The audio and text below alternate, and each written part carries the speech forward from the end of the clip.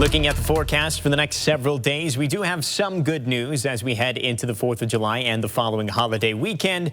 But it becomes really good news when you compare this year's 4th of July to last year's 4th of July. We'll look at the stats here and you're going to see that we have a big improvement. This year, the forecast high for the 4th of July in Bakersfield, 95 degrees. Last year, 109 degrees. So we're about 15 degrees cooler than last year. Much more comfortable.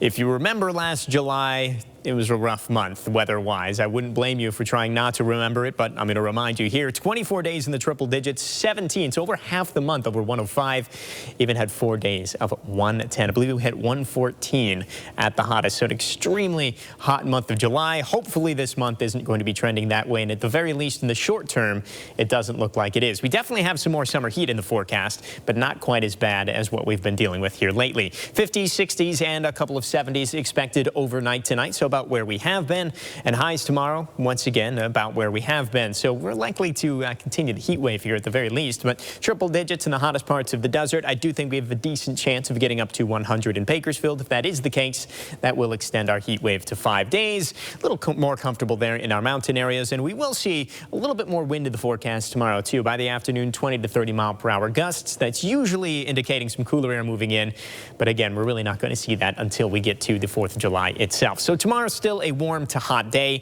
100 degrees your forecast high temperature. Hazy conditions with air quality unhealthy for sensitive groups. 101 for Thursday could extend the heat wave to 6 days potentially. Better for the 4th of July though. 95 degrees is not too bad. 95 again on Saturday. We do get back to some summer heat Monday, Tuesday, but again, at least that cool down times out well for the holiday weekend.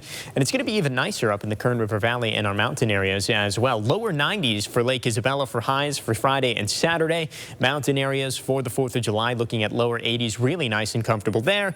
And even the desert's not exactly comfortable, but falling down into the double digits for the 4th of July.